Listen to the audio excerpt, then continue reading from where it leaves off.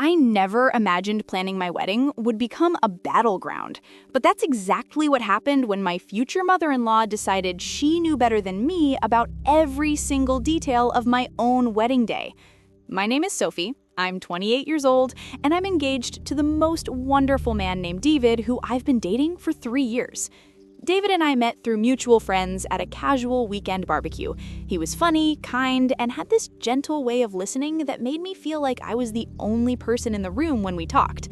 We connected instantly, and our relationship developed naturally over time into something really special.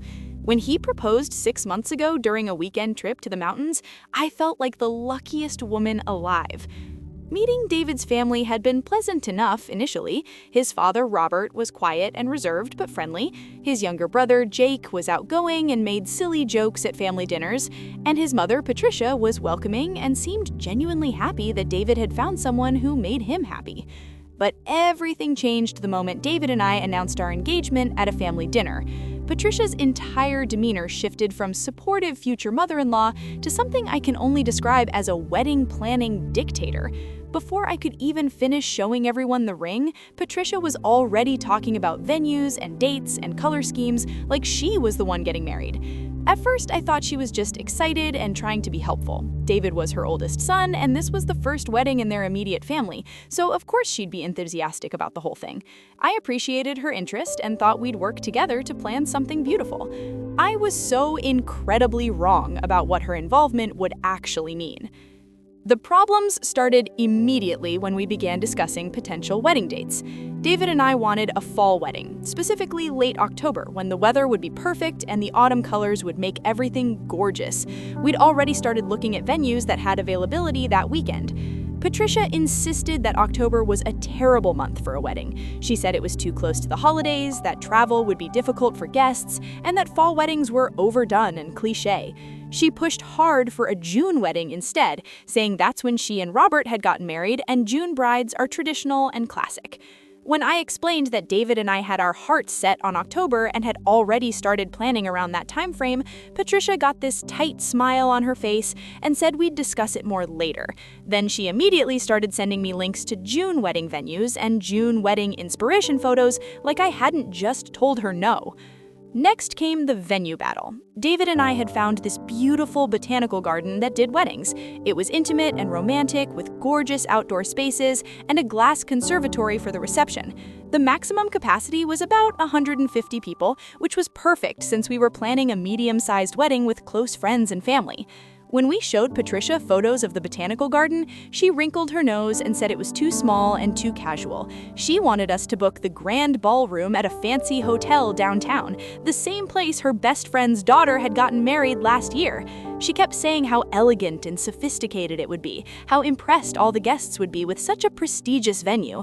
I tried to explain that the botanical garden reflected our style as a couple, that we wanted something more natural and personal rather than a formal hotel ballroom.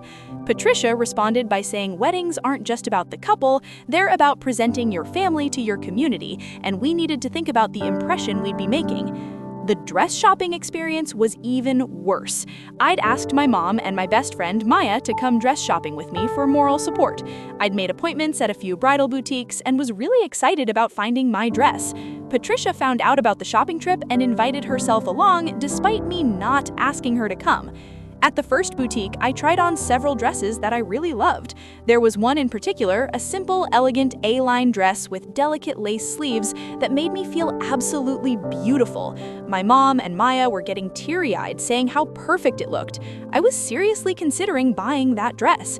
Patricia shook her head and said it was too plain and boring. She started pulling dresses off the racks, all of them heavily beaded ball gowns with massive skirts and dramatic trains. These dresses were the complete opposite of my style and honestly looked like they weighed about 50 pounds each. When I politely said they weren't really what I was looking for, Patricia said I needed to trust her experience and at least try them on. I tried on one of her choices to appease her, and I felt like I was wearing a costume. The dress was so heavy and over the top that I could barely move. I looked in the mirror and didn't recognize myself. Patricia clapped her hands together and said it was perfect, that I looked like a proper bride now, completely ignoring the fact that I looked miserable. My mom gently suggested that maybe we should focus on what I felt comfortable in. Patricia responded that comfort wasn't the priority on your wedding day, making a statement was. I ended up leaving that boutique without buying anything because Patricia sucked all the joy out of the experience. The guest list became another massive issue. David and I wanted to keep things relatively intimate with about 120 people total. We made a list of family, close friends, and a few colleagues we were close to. It felt like the right size where we could actually spend time with everyone who attended. Patricia presented us with a list of 70 people she wanted to invite. 70! Most of them were her friends, distant relatives David hadn't seen in years, and random business associates of Robert's. When we explained that we couldn't accommodate an additional 70 people without either doubling our guest list or cutting people who were actually important to us, Patricia acted like we were being unreasonable. She said weddings were family events and we couldn't exclude relatives no matter how distant. She insisted that her friends would be offended if they weren't invited, since she'd been invited to their children's weddings. She even suggested that we could just cut some of my friends from the list, since they'd understand that family takes priority. I was furious. These were people I'd known for years, friends who'd supported me through difficult times, and Patricia wanted me to cut them so she could invite people I'd never even met. David tried to compromise by saying we could invite maybe 10 additional people from her list, but absolutely not 70. Patricia pouted and said we were being selfish and short-sighted. Then came the menu battle. We'd done a tasting at our venue and selected a menu we both loved. We were doing a plated dinner with options for guests to choose from, including a vegetarian option since several of our friends were vegetarian. Everything was set, and we were happy with our choices. Patricia called me 3 days later saying she'd been thinking about the menu and we needed to change it. She wanted us to serve prime rib as the main course because that's what people expect at a nice wedding. When I explained that we'd already finalized the menu and not everyone eats red meat, she said prime rib is traditional and vegetarians could just eat the side dishes. I stood my firm and said we weren't changing the menu. Patricia actually raised her voice at me over the phone, saying I was being difficult and ungrateful, that she was only trying to help make sure our wedding was done properly. I hung up on her, which I'd never done before, but I'd reached my absolute limit with her interference. David was supportive, but also seemed exhausted by the constant conflict between his mother and me. He'd try to run interference and set boundaries with Patricia, but she'd guilt-trip him about wanting his mother to be involved in his wedding, or remind him how much she'd done for him growing up. It was clear he was caught in the middle and didn't know how to fix it. Things came to a head 3 months before the wedding, during what was supposed to be a final planning meeting with our wedding coordinator.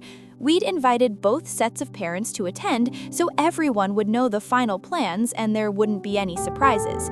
I thought having our coordinator there would keep things professional and prevent Patricia from derailing everything. I was wrong. Patricia showed up with a binder, an actual 3-ring binder full of magazine cutouts, printed photos, and handwritten notes about how she thought the wedding should be. She proceeded to basically present an entirely different wedding than the one David and I had spent months planning. Different flowers, different color scheme, different centerpieces, different everything.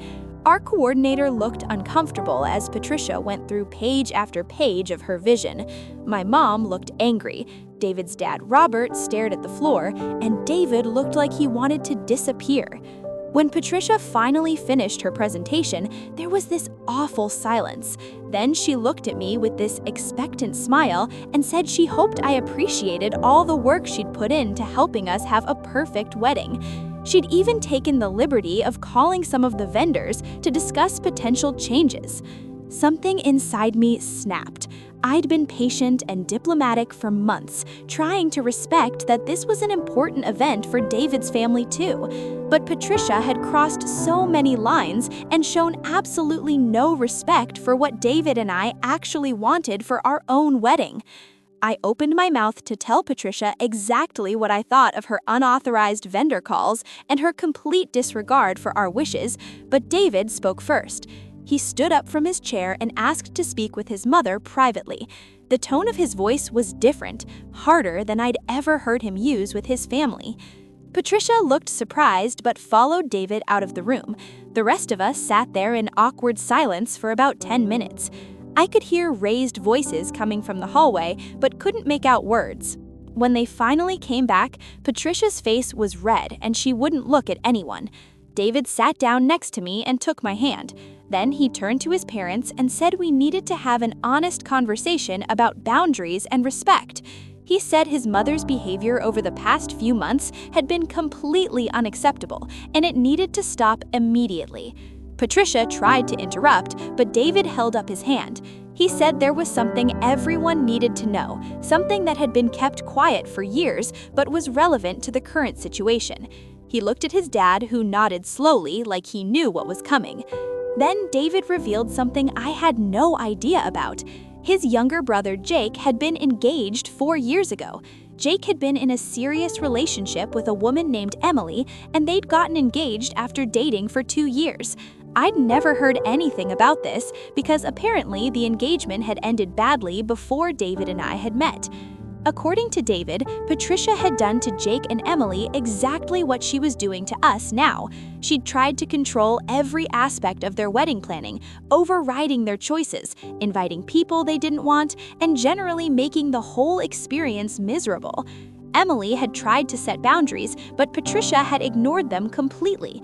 The final straw came when Patricia had called Emily's wedding dress boutique, claiming to be Emily, and canceled her dress order, then ordered a completely different dress that Patricia preferred.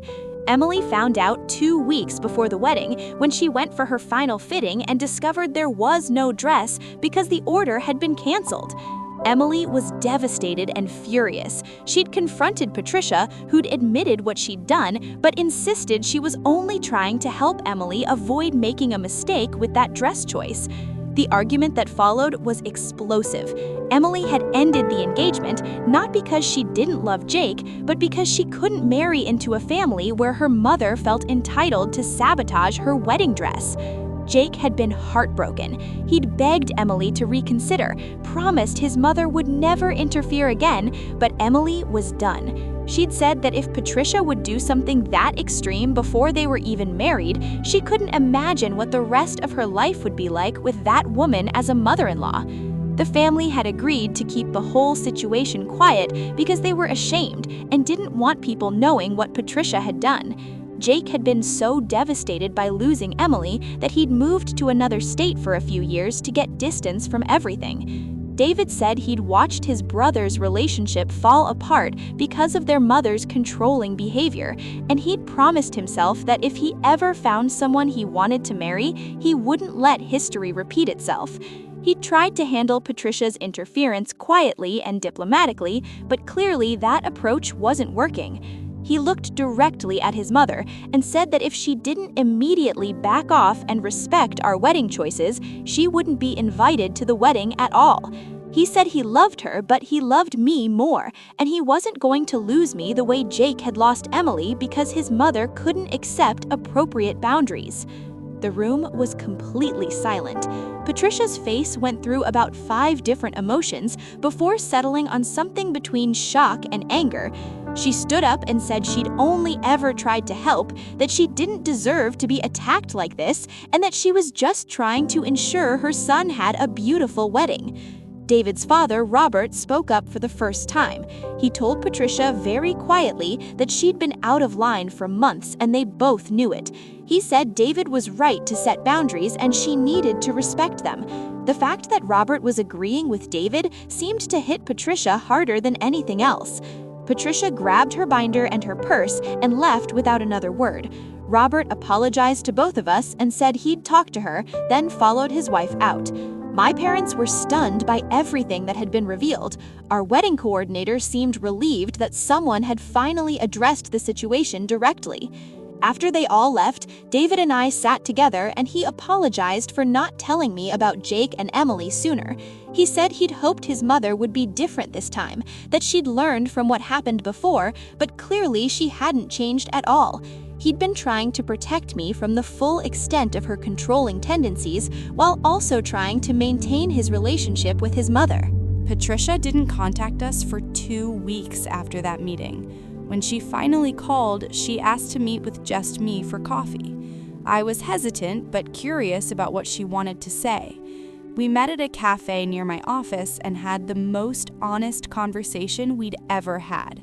Patricia started by saying she'd been doing a lot of thinking and she realized her behavior had been inappropriate. She didn't use the word wrong or apologize directly, but she acknowledged that she'd overstepped boundaries. She said she'd been so excited about David getting married that she'd gotten carried away with wanting everything to be perfect. I told her honestly that her version of perfect wasn't the same as ours, and that this was our wedding, not hers. I said I understood she wanted to be involved because David was her son, but being involved didn't mean having control. She needed to respect that David and I were adults making our own choices. She was quiet for a long time. Then she asked if I knew that Jake had blamed her for losing Emily. She said he'd barely spoken to her for 2 years after the engagement ended, and their relationship still wasn't fully repaired. She said she didn't want that to happen with David. I asked her directly if she understood that her actions with Jake's wedding had been wrong, not just inappropriate, but actually wrong. She looked uncomfortable, but eventually nodded and said yes, she'd made terrible mistakes with Jake and Emily that she regretted. I told her that if she genuinely wanted to be part of our wedding and our lives going forward, she needed to respect our boundaries completely. That meant no more unsolicited suggestions, no more calling vendors behind our backs, no more trying to override our decisions. She could be a guest at our wedding and enjoy celebrating with us, but she couldn't be a wedding planner or director. Patricia agreed to my terms. She said she'd respect our choices even if she didn't agree with all of them. I told her that was all we'd ever asked for. We finished our coffee and I left feeling cautiously optimistic that maybe things would actually improve. And they did. For the final 3 months of wedding planning, Patricia backed off completely. She didn't offer opinions unless specifically asked. She didn't try to invite additional people or change our plans. She actually became the supportive mother-in-law I'd originally hoped for. Our wedding day was absolutely perfect. The botanical garden looked stunning with the fall colors. The weather was ideal. Our 120 guests fit perfectly in the space. The dress I'd originally loved was the one I wore, and I felt beautiful in it. Everything was exactly how David and I had envisioned it. Patricia behaved herself completely at the wedding. She was gracious and kind to my family. She gave a lovely toast at the reception about how happy she was that David had found someone who made him so happy. She even told me privately that the botanical garden had been the perfect choice, and she was glad we'd stuck to our vision. It's been 6 months since the wedding, and Patricia has maintained appropriate boundaries. She doesn't drop by unannounced or make demands about how we should live our lives. We have dinner with David's parents once a month, and the visits are actually pleasant now that she's not trying to control everything. I asked David once if he thought his mother had really changed or if she was just being careful because of his ultimatum. He said he thought it was probably both, that she genuinely realized her behavior was driving her sons away, but also that she knew he'd actually follow through on cutting her off if she went back to her old ways. Jake has started coming around for family events again now that Patricia's behavior has improved. He brought a girlfriend to Christmas dinner last year, and Patricia was noticeably careful about not being intrusive or overbearing. Jake told David later that he was glad our situation had finally forced their mother to confront her controlling tendencies. Looking back, I'm grateful that David was willing to stand up to his mother so firmly.